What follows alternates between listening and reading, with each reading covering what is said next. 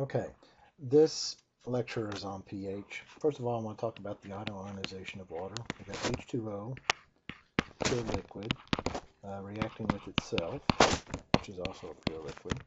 And that forms the ions, the hydronium ion, H3O positive, now aqueous because it's dissolved in water, and the hydroxide ion, which is also aqueous, dissolved in water.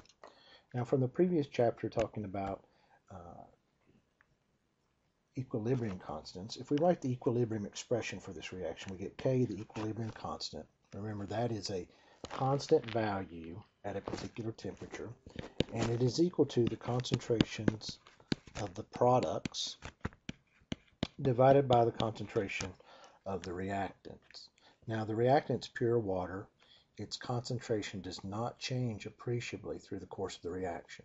It means very little of the concentration of water is going to decrease in the course of it forming the hydronium ion and hydroxide ion.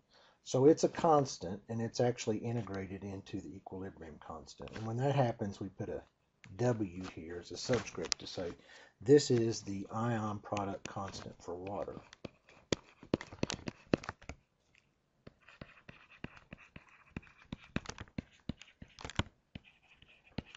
And at 25 degrees Celsius, that value is 1 times 10 to the negative 14th. So if we substitute that into the equilibrium expression, 1 times 10 to the negative 14th equals the concentration of the hydronium ion and the hydroxide ion. And we don't know what these amounts are at equilibrium. So we're going to put an X in for the hydronium ion and an X in for the hydroxide ion. Well, that's going to give us X squared equals 1 times 10 to the negative 14th. If we take the square root of both sides, X equals 1 times 10 to the negative 7th. So at equilibrium, the concentration of the hydronium ion is 1 times 10 to the negative 7th molar, and the concentration of the hydroxide ion is 1 times 10 to the negative 7th molar. And again, remember what happens here. This water donates a hydrogen ion to this other water molecule. That becomes the hydronium ion, and what's left over of this water molecule is the hydroxide ion. Now, pH is equal to the negative log of the hydronium ion concentration, or we'll say for short, hydrogen ion concentration. So pH is equal to negative log, and in this case, the concentration of the hydrogen ion is 1 times 10 to the negative 7th molar. If I take the negative log of this, I will get 7 for my answer. So, in pure water, at 25 degrees Celsius, the concentrations of the hydronium ion and the hydroxide ion are the same. Again, it's the hydronium ion that gives solutions the properties of acids, and it is the hydroxide ion that gives solutions the property of bases. In pure water, though, at 25 degrees, they're both equal, and the pH equals 7, and we say we have a neutral solution. So that's where neutrality comes in. We know pure water at pH 7 is neutral. Well, let's talk about some of the other pHs. So to do any pH problem, these are the formulas you need to memorize. pH equals negative log of the hydrogen ion concentration.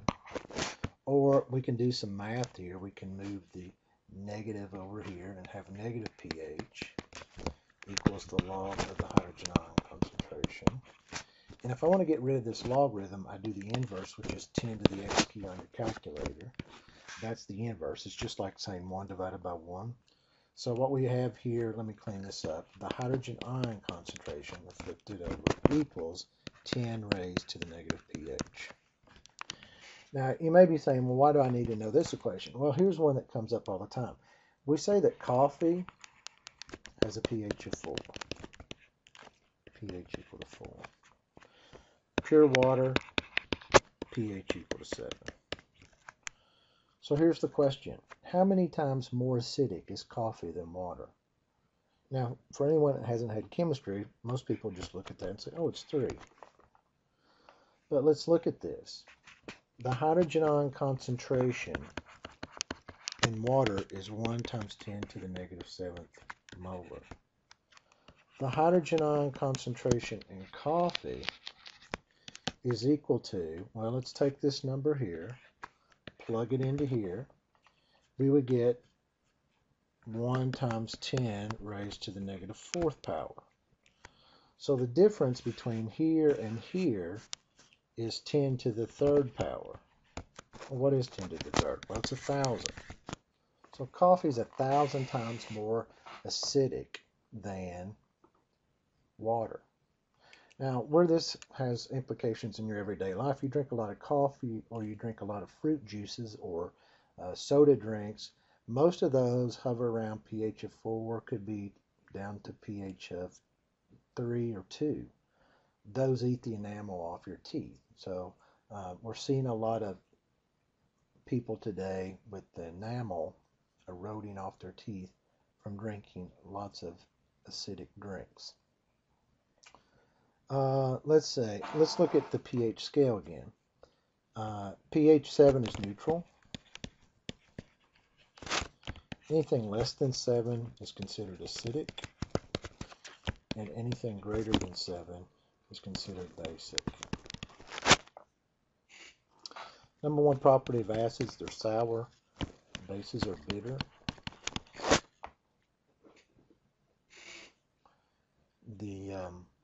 Let's do another pH problem. Let's do this one. Let's say that Kw is 1 times 10 to the negative 14. What would be the hydrogen ion concentration if the hydroxide ion concentration was 3.6 times 10 to the negative 11? Well, to solve this, we need to divide both sides by 3.6 times 10 to the negative 11th. Oops, I got a little carried away there. All right, that cancels out and becomes 1.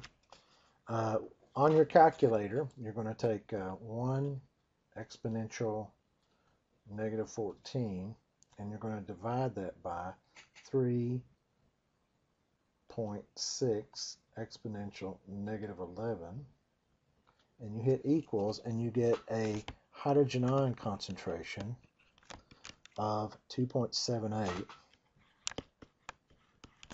times 10 to the negative 4. All right.